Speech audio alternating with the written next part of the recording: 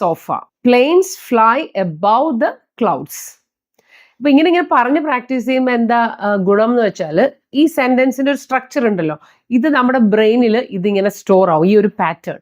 അങ്ങനെ പാറ്റേൺ നമ്മുടെ ബ്രെയിനിൽ ഇങ്ങനെ നമ്മൾ സേവ് ചെയ്തുകൊണ്ടേയിരിക്കുക. അപ്പൊ നമുക്ക് സംസാരിക്കുന്ന സമയത്ത് എളുപ്പമായിട്ടത് പറയാൻ പറ്റും. ഇനി ഒരു കുട്ടിയുടെ പെർഫോമൻസിനെ കുറിച്ച് പറയണേ. അപ്പൊ എങ്ങനെ ഉണ്ടായിരുന്നു എന്ന് ചോദിക്കുമ്പോൾ കുറച്ച് ആവറേജിന് കുറച്ചുകൂടെ മുകളിലാണ്. അപ്പൊ എങ്ങനെ പറയും? Har performance was above average. ഇനി അടുത്ത പ്രൊപ്പസിഷൻ അബൌട്ട് ആണ്.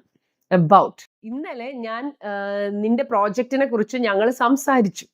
കുറിച്ച് എന്നുള്ളതാണ്. We talked about your project yesterday.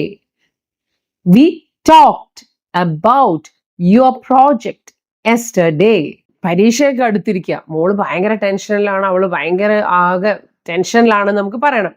അപ്പോ she is worried about her exams. എക്സാംസിനെ സംബന്ധിച്ച് അവള് ഭയങ്കര ടെൻഷനിലാണ്, worried ആണ്. She is worried about her exams.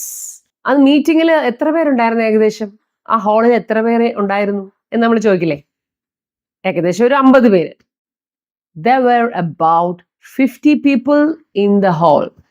There were about 50 people in the hall. ഹാളിൽ 50 ആൾക്കാരോളം ഉണ്ടായിരുന്നു. ഇനി അടുത്ത പ്രൊപസിഷൻ across. ഇപ്പോ റോഡൊക്കെ ക്രോസ് ചെയ്ത് നമ്മൾ പറയില്ല, റോഡിന്റെ അപ്പുറത്തേക്ക്.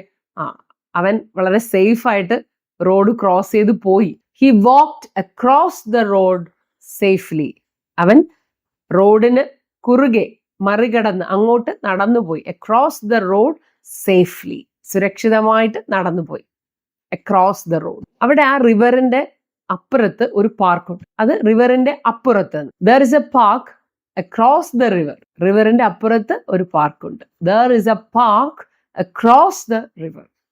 അപ്പൊ ഒരു റോഡിന്റെ